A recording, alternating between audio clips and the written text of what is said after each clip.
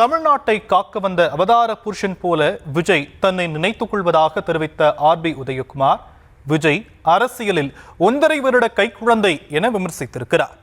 யார் வேண்டுமானாலும் கட்சி தொடங்கலாம், யார் வேண்டுமானாலும் மாநாடு நடத்தலாம், ஆனால் திமுகவை வீழ்த்த அதிமுகவால் மட்டுமே முடியும் என கொதித்தெழுந்திருக்கிறார். அண்ணாவையும் எம்ஜிஆரையும் தவிர்த்து அரசியல் செய்ய முடியாது என அறிந்து அவர்களை குறிப்பிட்ட விஜய், அவருடைய அரசியல் ஆசான் யார், அரசியல் வழிகாட்டி யார், கொள்கை என்ன என்பதை அறிந்து விளக்கி கூற வேண்டும் என சீறியிருக்கிறார். அதாவது யார் வேணாலும் கட்சி தொடங்கலாம், யார் வேணாலும் மாநாடு போடலாம். ஆனால் மாநாட்டுல என்ன பேசணும், எப்படி பேசணும் அப்படின்றது ஒரு வரமுறை இருக்கு, வரையறை. அவர் மீது நம்பிக்கை வருவதற்கு அவர் பேசுவதிலே யாருக்கும் எந்த விதமான வருத்தம் இல்லை. ஆனால் மற்றவர்களை தாழ்த்தி ஏதோ தான் மட்டும்தான் தமிழ்நாட்டை காக்க பிறந்த அவதார புருஷர் போல அவருடைய பேச்சு இருந்தால் அதை மக்களே ஏற்றுக்கொள்ள மாட்டார்கள். வருகிற 2026 சட்டமன்ற தேர்தலில் முதலமைச்சர் வேட்பாளராக இன்றைக்கு நம்முடைய தேசிய கட்சியினுடைய மரியாதைக்குரிய உள்துறை அமைச்சர் அமித்ஷாஜி அவர்களே முதலமைச்சர் வேட்பாளராக எடப்பாடியாரை முன்னிறுத்தி நாங்கள் களம் காண்போம் என்று சொல்லியிருக்கிறார். அதனால் அவருக்கு எந்த சந்தேகமும் வேண்டாம்.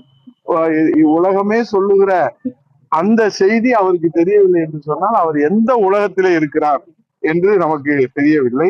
அவருடைய ஆளுமை, அவருடைய ஆற்றல், அவருடைய குணம், அன்பு, கருணை, அரவணைப்பு, தமிழ்நாட்டு மக்களுக்கான சேவை அவர் புரிந்து கொள்வதற்கு வாய்ப்பில்லை. ஏனால் அவர் 1.5 ஆண்டுகளான ஒரு கை குழந்தையாக இருக்கின்றார்கள்.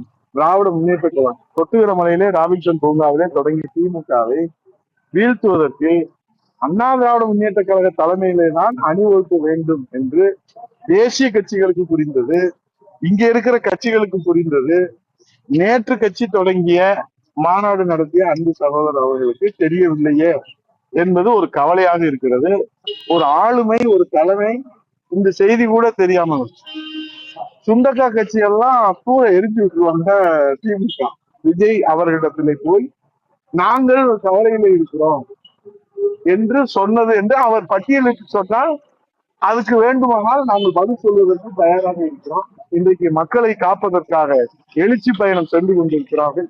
ஆகவே அதை பொறுத்துக் கொள்ள முடியாமல் இது போன்று யாருடைய சூழ்நிலை கூட பேசியிருக்கலாம், இல்ல அவரா கூட பேசியிருக்கலாம். ஆனா உண்மை நிலை தெரியாமல், கள நிலவரம் தெரியாமல் பேசுகிறார் என்பது மட்டும் நிதர்சனம்.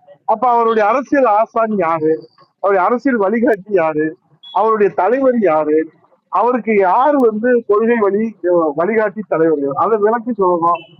எல்லா பேரையும் ஊர்ல இருக்கிற தலைவர்கள் எல்லோரையும் அவர் கலைஞர் போடுவாரா, அவரு நாளைக்கு போடுவாரா, அவர் போடுவாரா, கலைஞர் கருணாநிதி அவரு ஏன் போட மாட்டாங்க? புரட்சி தலைவர் எம்ஜிஆர் பெயரை சொன்னால்தான் இன்றைக்கு தமிழ்நாட்டு மக்களிடத்திலே நாம் ஒரு அடையாளத்தை பெற முடியும் என்று அவர்களுக்கு யாரோ ஆலோசனை சொல்லியிருக்கிறார்கள்.